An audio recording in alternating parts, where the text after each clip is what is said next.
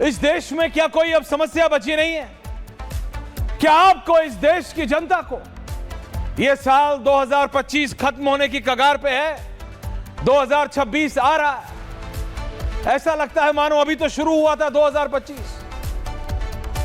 कई लोग कहते हैं अच्छा है 25 खत्म हो गया, कई लोग कहते हैं अरे क्या हो गया 25 खत्म हो गया तो 26 में ऐसा क्या अलग आ जाएगा, 26 में भी तो वही होगा, 26 में भी तो हमारे राजनेता कोई असली मुद्दों पे बात कर लेंगे क्या? क्या 2026 में, क्या 31 दिसंबर 2025 के बाद, यानी अब से 72 घंटों के बाद, क्या इस देश में महंगाई पे बहस होगी? क्या 72 घंटे बाद, क्या 72 घंटों बाद इस देश में, इस देश के नेता नौकरियों पे बात करेंगे? क्या इस देश के नेता इस देश की सबसे बड़ी दिक्कत जनसंख्या पे बात करेंगे? ये महंगाई एक ऐसी डायन है जो सबको खा जा रही है। ये गाने का डायलॉग नहीं है कि महंगाई डायन खाए जा, दिस इज द रियलिटी। हर घर का रोना है, हर घर की कहानी है, लेकिन फिर भी उस पर बात नहीं होती। हर मां बाप अपने बच्चे को 6ठी 7वीं क्लास से पढ़ाने लगते, बोले लगते बेटा बड़ा आदमी बनना है, बेटा बड़ा आदमी बनना है, बेटा बड़ा आदमी बनना है। उसको जब तक वो 10वीं 11वीं में आता नहीं, उसको तो ये समझ नहीं आता कि बड़ा आदमी मतलब हाइट में बड़ा बनना है कि ज्यादा कमाने वाला बनना है, क्योंकि वो समझ नहीं पाता बड़ा आदमी बनना है। बड़ा आदमी, अरे बड़ा आदमी बन के करना क्या है? वो कहता है मेरे को फुटबॉल खेलने दो, क्रिकेट खेलने दो। लेकिन वो माँ बाप, उन माँ बाप के माँ बाप, सबकी प्रॉब्लम पिछली 3 पीढ़ियों की इस देश में, इस भारत में, इस हिंदुस्तान में सेम दिक्कत है।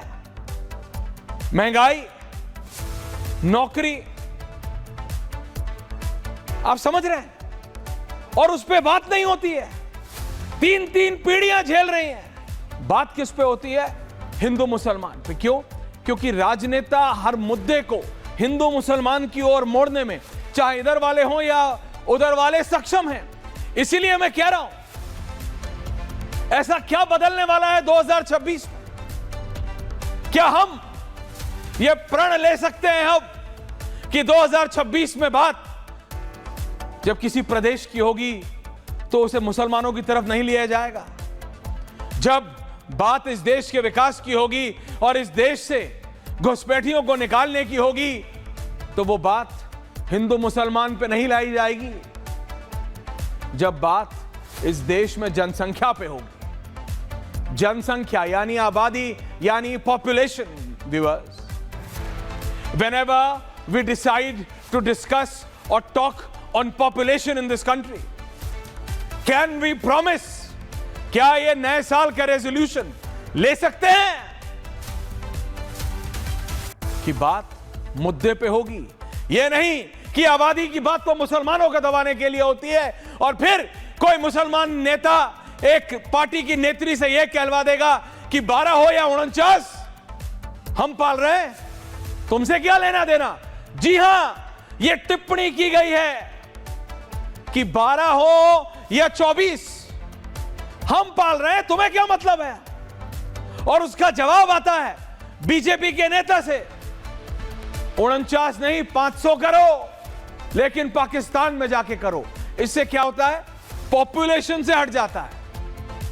वो जनसंख्या जिसकी वजह से महंगाई, वो जनसंख्या जिसकी वजह से नौकरी, वो जनसंख्या जिसकी वजह से जमीन, वो जनसंख्या जिसकी वजह से स्वच्छ पानी, स्वच्छ जगह, स्वच्छ मतलब हर चीज, हवा, जल, पानी, कुछ नहीं मिल रहा है, उस पे बात नहीं होती। बात हिंदू मुसलमान पे पहुंच जाती है कि देखो उस मुस्लिम महिला ने, उस मुस्लिम नेत्री ने यह कहा कि 12 हो या 49 हम पालेंगे। तो पहली बात तो ऐसा होता नहीं है।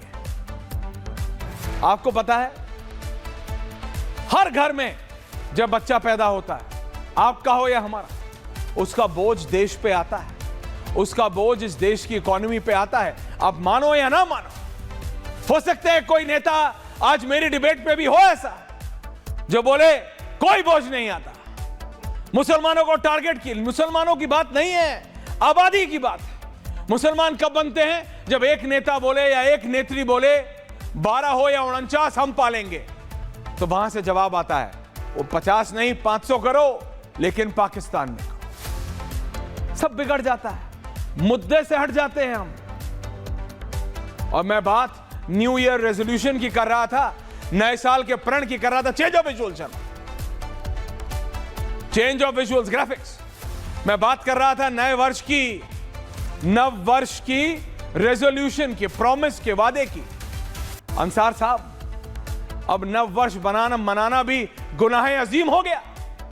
जी हां, क्या अब नव वर्ष मनाना भी गुनाह अजीम हो गया है? और आप सब देख रहे हैं, अनुराग भदौरिया नया वर्ष मनाने विदेश जा रहे हैं, और यहां हिंदुस्तानियों को, भारत में रहने वाले मुसलमानों को यह बोला जा रहा है फतवा जारी कर दूंगा, नव वर्ष मनाना गुनाह अजीम है। अब हम जा कर रहे हैं, हम बात क्या कर रहे हैं?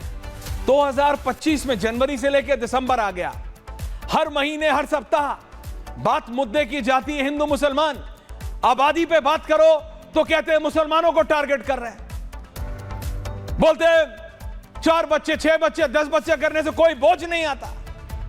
तो वहां से जवाब आता है 50 नहीं 500 करो, पाकिस्तान में करो। तो बोलते हैं देखो ये तो मुसलमानों को पाकिस्तान भेजना चाहते हैं, जबकि बात आबादी की है।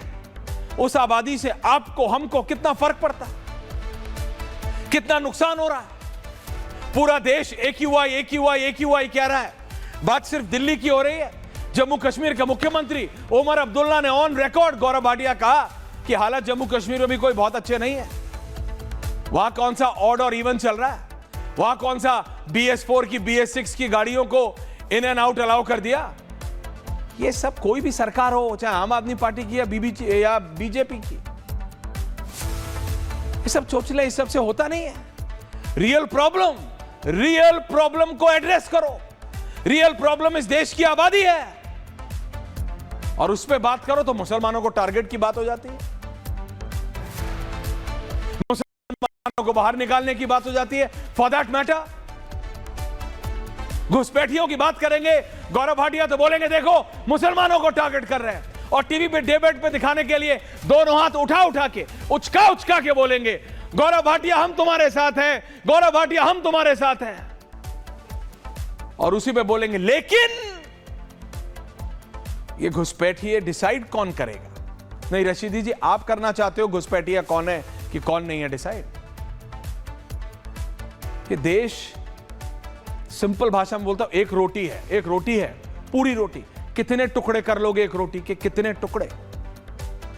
जितने छोटे छोटे टुकड़े करते जाओगे उतना ही कम मिलेगा आपको और हमको। It's very simple to understand, बहुत आसान है समझने के लिए। ये ऐसे ही हमारी हवा, पानी और जमीन गंदा नहीं हो रहा है,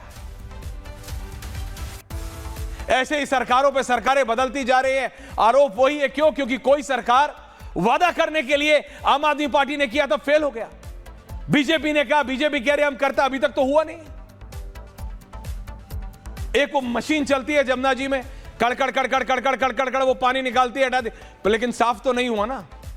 टेम से कंपैरिजन हो रहा था, वो तो नहीं हुआ ना। इसका मतलब आसान नहीं है। मनजिंदर सिंह सिरसा ने आके माफी मांगी ना, कहा ना कि 9 महीने में 8 महीने में नहीं कर सकते। क्यों? क्योंकि रियल प्रॉब्लम आबादी है, उसको हिंदू मुसलमान पे ले जाते हैं। मेरी प्रॉब्लम यह है अनुराग भदौरिया। ये जरा रिपोर्ट देखिए, फिर पता करते हैं ये छुट्टी मनाने स्टार्ट जा रहे हैं कि Saint Tropez. The special report.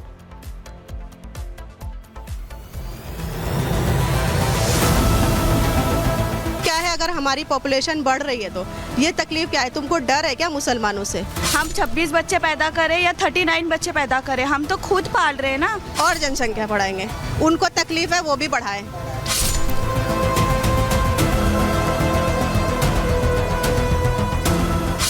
सियासत जब आंखों पर मजहबी पट्टी बांधती है तो अपने ही जख्म का एहसास होना बंद हो जाता है। कम से कम मुंबई की महिलाओं की बातें सुनकर तो ऐसा ही लग रहा है। इस बात को बच्चा बच्चा जानता है कि बढ़ती जनसंख्या का असर देश ही नहीं निजी विकास पर भी पड़ता है। बावजूद इसके गिनती में आगे रहने के लिए आबादी बढ़ाने की सौगंध खाई जा रही है, चाहे कीमत कुछ भी हो।